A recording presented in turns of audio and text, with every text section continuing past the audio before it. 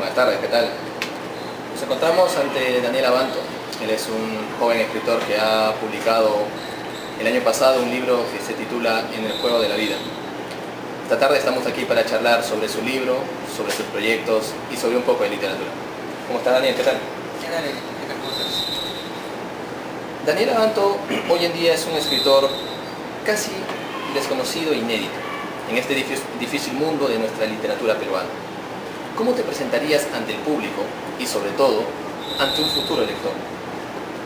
Bueno, yo me presentaría ante mis posibles lectores como un chico más que le gusta escribir y que le gusta contar historias, sobre todo historias que de alguna manera al lector lo identifiquen y se sienta de alguna manera pues relacionado, ¿no?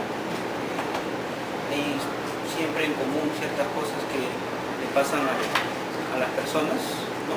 Experiencias, anécdotas. Entonces, de alguna manera yo lo que busco en mis historias es que esas anécdotas que pueden pasar al lector o que me han pasado a mí, de alguna manera el lector se sienta identificado. Tu libro tiene 10 historias intensas, 10 historias que atrapan al lector. ¿Qué tiempo te demoró en realizar este libro? Bueno, en realidad fue un periodo bastante largo de creación.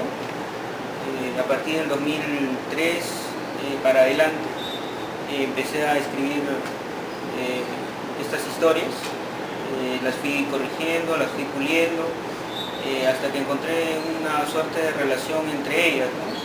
Y bueno, busqué los vasos comunicantes para que de alguna manera el libro en sí y los cuentos estuvieran entrelazados, ¿no? Pero eso fue básicamente en la parte final ya para, digamos, para buscar una editorial, ¿no? que los publicara. Una curiosidad para mí es, siendo tú un escritor que recién publicaba, ¿te fue difícil encontrar una editorial?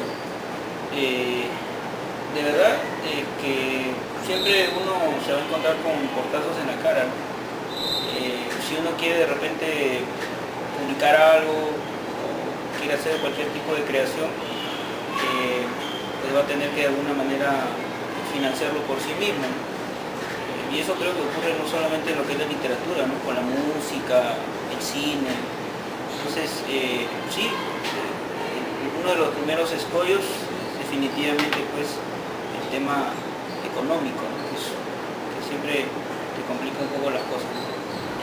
No obstante, Azul Editores te aceptó y yo he visto tu libro el día de ayer que paseaba por Miraflores, vi que está ubicado en un buen lugar, está en la librería El Virrey. Claro. ¿Ya tienes noticia de algunas ventas que hayas tenido en esta librería? No, bueno, en realidad el trato con Azul fue un trato de contratación, digamos, contraté los servicios de la editorial y bueno, la editorial se encargó básicamente de todo el proceso de edición, ¿no? De la corrección, la diagramación y bueno, en este caso lo que tú me comentas, ¿no? Que bueno, lo encontremos ahí en el Virrey, ahí ya en vitrina. Entonces, es algo bueno, ¿no? Esa es digamos, la chamba de la editorial, ¿no?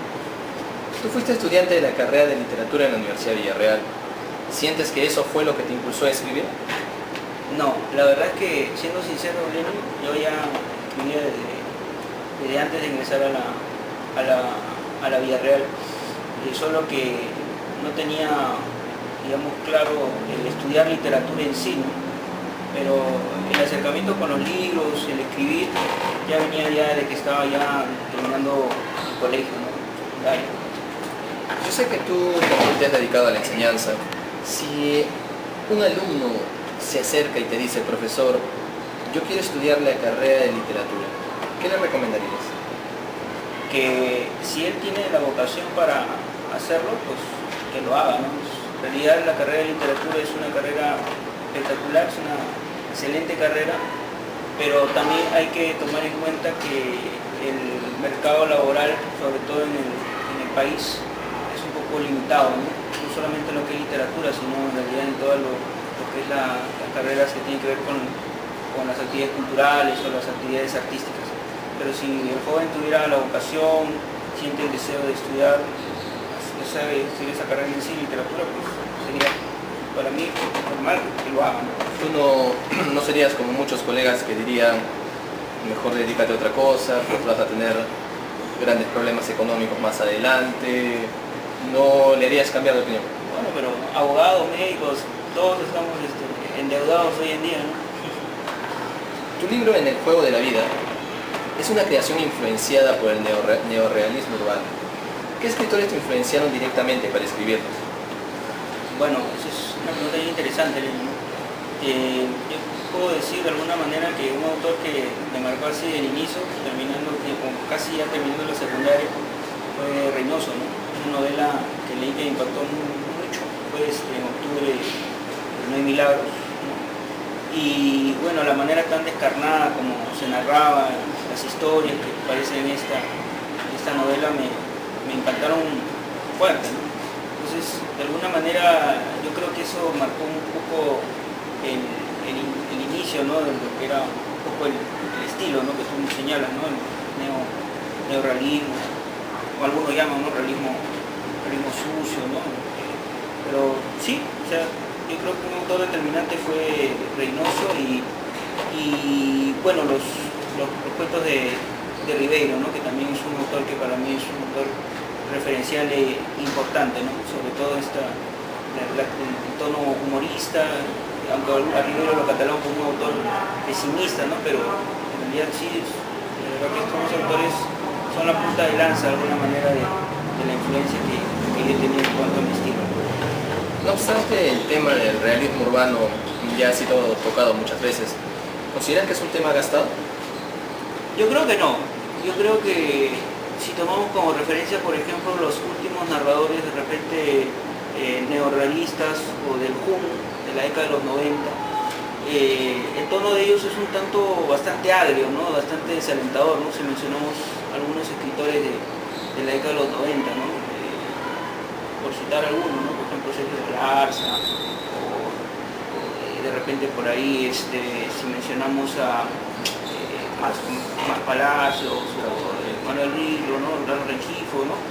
Pero en realidad yo creo que en mis textos hay un tono más bien optimista, ¿no? Entonces de repente has notado, ¿no? A pesar de que hay una carga un tanto pesimista, pero también creo que hay en los relatos esa variante, ¿no? Yo creo que en el realismo de hoy en día creo que hay mucho que decir todavía, ¿no? Hay todavía nuestra sociedad en sí, la ciudad de Lima en sí, está cambiando, ¿no? Cambia, ¿no? Y hay mucho que decir, por ejemplo, en la narrativa de los conos, ¿no? Cono norte, cono sur, ¿no? Yo creo que esto se actualiza constantemente, me parece. En tu libro todos los personajes son jóvenes enfrentados ante las desazones de la vida y ante una ciudad que muchas veces castiga y entorpece sus sueños. ¿Por qué te decidiste tomar como protagonista a los jóvenes en tus 10 cuentos? Sí, en realidad me parece que eso fue un tanto arbitrario de mi parte.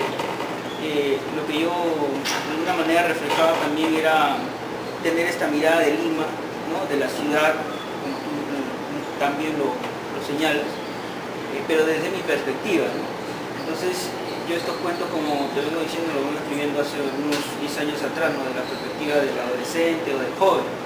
Entonces de alguna manera puedo decir, sin temor a equivocarme, que gran parte de los relatos que están ahí sí tienen alguna parte de mi experiencia personal. Una característica de tu libro es el exceso de lenguaje popular, utilizando la jerga de la calle que muchas veces puede agredir y herir al lector.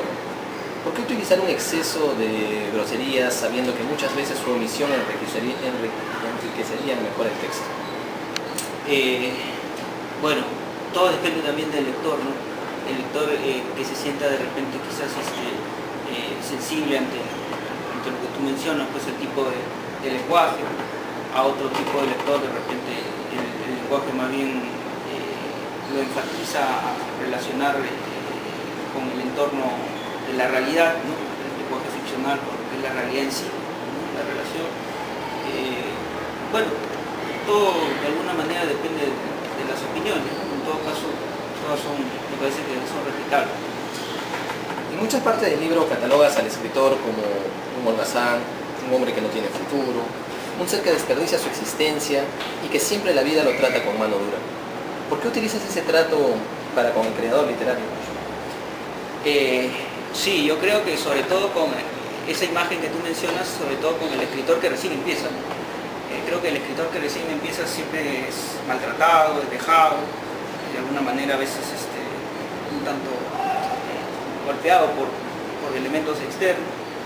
Pero bueno, me imagino que cuando el escritor ya es un escritor reconocido, un escritor que alcanza algún premio, esa situación que tú mencionas de repente cambia, ¿no? Yo lo que creo que debe ser también como ocurre con los seres humanos también, ¿no? Cuando uno es joven, cuando uno es niño, se cae, se golpea, pero de repente de las experiencias que uno va adquiriendo, pues en la vida logra luego sortear otros obstáculos. Una curiosidad para mí es que ese escritor que yo leo y veo en tu texto tiene mucho de ti. Sí, eso es bastante cierto.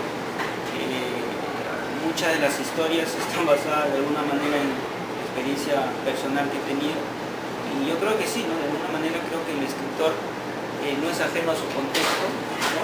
El contexto social lo afecta de alguna manera, y las experiencias que uno tiene también como persona las vuelca en sus ficciones, ¿no? en sus historias.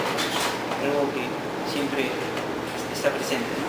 Incluso hasta los escritores de repente pueden crear elementos a mundos de fantasía o mundos alternativos. El contexto no se puede escapar, ¿no? Y tampoco una de las experiencias que uno tiene, ¿no? Habiéndote preguntado eso, yo veo que hay muchas partes en donde mencionas la vida difícil, un universitario que ha terminado la carrera de literatura, alguien que se dedica al dictado de clases, un bohemio que recorre Quilca, e incluso encontramos tu nombre en uno de los personajes. ¿Qué tanto hay de Daniel Abanto en este libro? Por ejemplo, hay una historia del profesor, necesariamente el profesor que juega cartas del alumno que juega cartas con su profesor, y van a pagarle para pagarle una coima.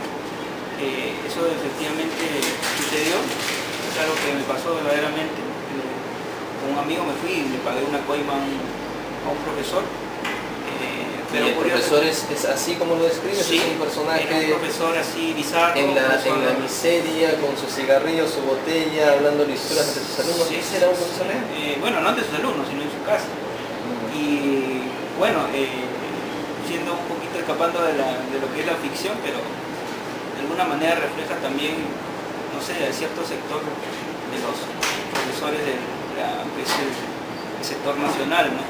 Profesores que de repente no se dedican de manera esforzada pues con sus alumnos y que de repente optan por lo fácil. Pero bueno, no estoy para condenar al profesor. En todo caso, esa experiencia me sirvió para recrear una historia que creo que de alguna manera ha estado bien contada.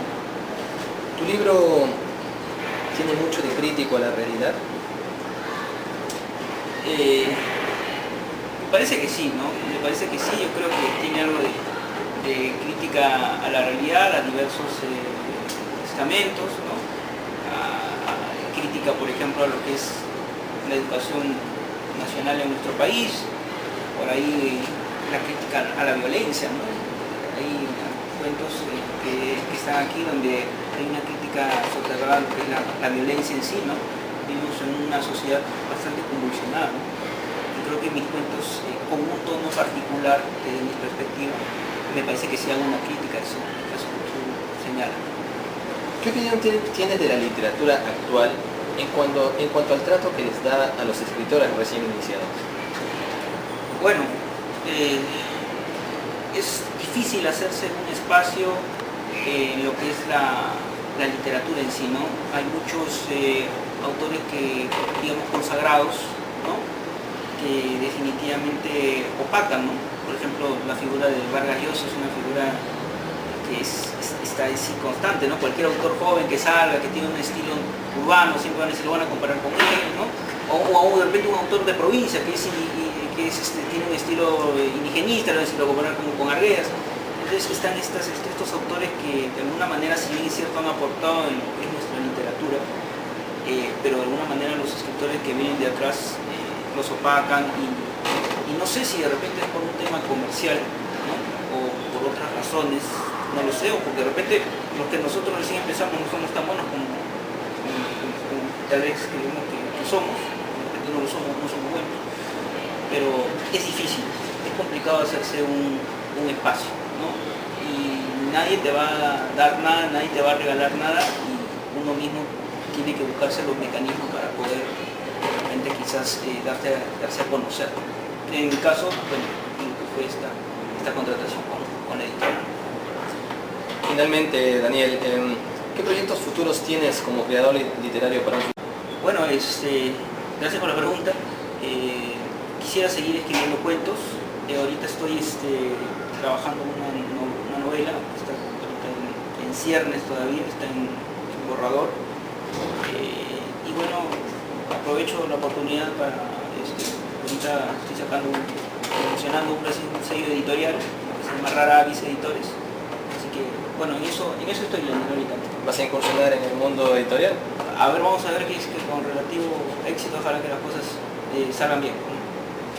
Bueno, me alegro y te deseo mucha suerte para esto, muchos éxitos y que continúen las creaciones. Espero ver algún libro tuyo muy pronto y conocer ese sello editorial tal vez para ayudar a estos autores jóvenes que muchas veces no son tratados tan gratamente. Hay muchas editoriales hoy en día, si bien es cierto, pero que no tratan bien al autor ni a su creación.